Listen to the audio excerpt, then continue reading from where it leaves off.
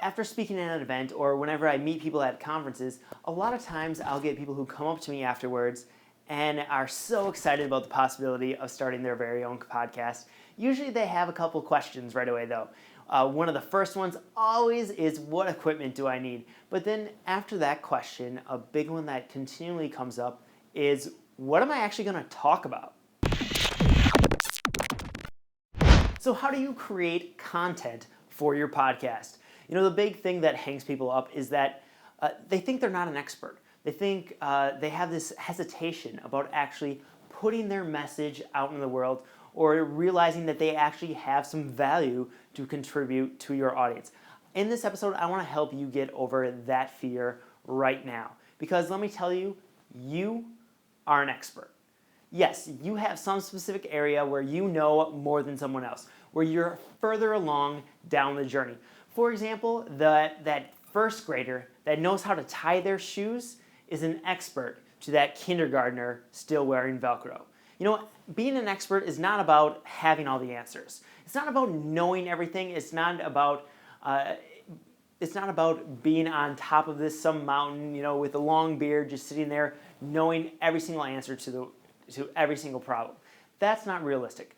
What an expert really is actually that you are further along in your journey than the people you're talking to. So you may still be along that journey. You may still be going down that path, but you're just further ahead on it than you are to your audience. You're able to look back and guide them through the potholes around the obstacles that they would then encounter. You help them avoid some of those things, some of those messes, some of those struggles, some of those mistakes that you've already made, but you're able to help guide them through.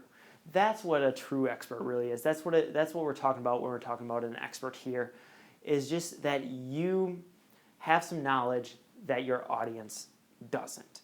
And a lot of times, especially as business owners, we can overlook some of the key areas that we actually are an expert in because it comes as second nature to us.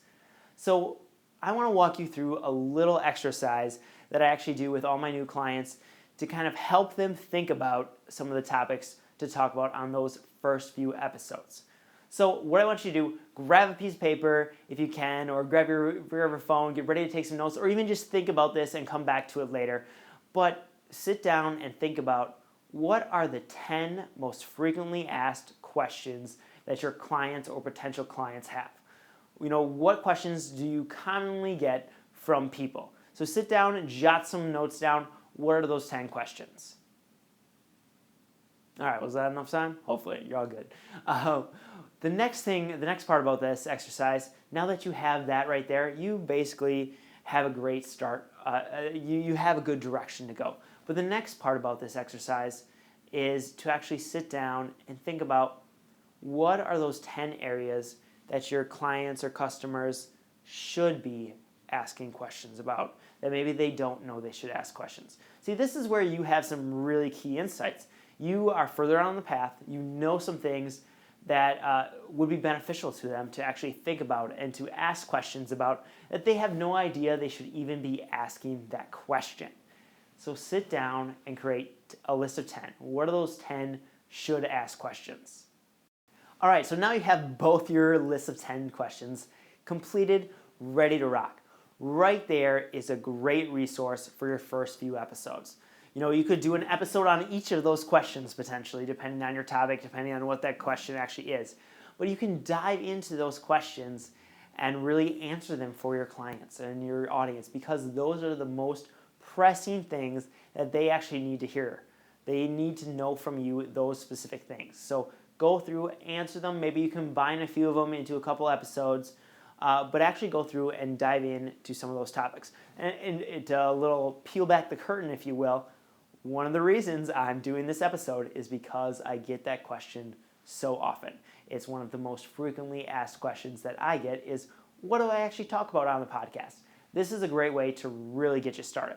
But now this would be a super short episode, and I want to actually give you a little bit more of an idea on a few other strategies you can use to actually create content for your podcast.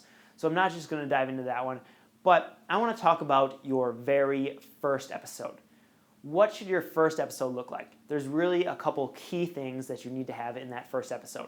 And that is, you should tell your story. Let people know who you are, and let them know what kind of credentials you have to actually be talking about this podcast. Now, it doesn't mean you have to have credentials like I went to Harvard University or whatever. You don't need those kind of academic credentials. You just have to have some reason why you're doing this podcast. And maybe it is you're trying to figure out your topic. You're on the journey. Maybe you're giving it from that perspective of, hey, I'm just a couple steps ahead of you. I am in this right now, just trying to figure it out, and that's why I'm documenting. That's why I'm creating this podcast, is as almost a diary to hopefully help you avoid some of the mistakes that I'm going to be making as I go along this journey. So you're going to want to lay out who you are, a little bit of your credentials, lay out what really the purpose is of your podcast. Let them know this is the reason I've started this podcast, and this is what I hope you get from this podcast, who this podcast is for, and then ultimately let them know what to expect from you. Lay down the expectations. Hey, my podcast is going to be released every Friday. We're going to have some case studies. We're going to have some interviews. We're going to have some solo episodes, or it's all going to be interviews. It's all going to be short 5-minute episodes. Whatever it's going to be, lay some of those expectations out in that first episode. And the reason you really want to hit all 3 of those pieces in that first episode is because generally people are going to continually jump back and listen to that first episode to see where you start, to kind of see what everything this podcast really is all about. So no matter if they join at the 75th episode, they will likely jump back to that very first episode. It's amazing how many people actually do that. Your first episode is going to be one of your most listened to episodes. That shouldn't scare you. I don't want to say that to actually make you hesitate, but go through and really lay out your story in that first episode. And then from there, you can just continue to add value in all of your future episodes. So I want to continue to give you a few more ideas. So I will actually create a little resource of a few more strategies that you can actually use to help you create your well of content. Help you figure out what content to actually be talking about on your podcast. So all you have to do to get that resource guide is simply text the word Power of Podcasting, that's one word, Power of Podcasting, to 33444. That's 2 3s and 3 4s, the word Power of Podcasting, and I'll send that resource guide over to you. Before we wrap up this episode of the podcast, I just want to let you know that this episode is brought to you by the Podcasting for Profits course. This is a course that I created to walk people through my entire system for podcasting for all those who want to learn how to do podcasting themselves.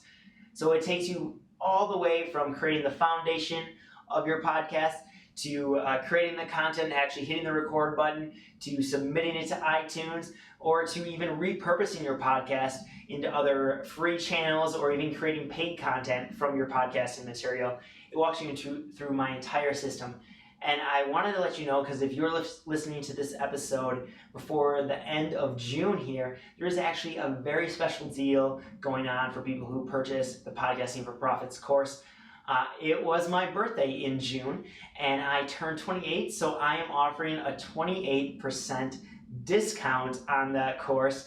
So you can get that discount by going to yourpodcastguru.com/28bday, and then I'll take you right to the page where you can actually buy the Podcasting for Profits course at that discount. Thank you so much for tuning into this episode of the podcast. If you want all of the show notes as well as links to the audio and video podcast, simply go to thepowerofpodcasting.tv, and you can find all the links there that you need, all the resources mentioned in the podcast as well. And also, if you haven't done so, I would greatly appreciate a review on iTunes for either the audio or the video podcast. Simply go there and click the little subscribe button and then the little rating and review. I'd greatly appreciate that, as that helps more people find out about the podcast and decide if this is the show for them. So until next week, we have a great episode coming up for you next week, where I'm actually going to be we're going to be doing another case study with Mitch Matthews. We're going to be talking about his Dream, Think, Do podcast. So be sure to go check that out and don't miss a single one. And until next time, it's time for you to go out there and maximize both your impact and your income.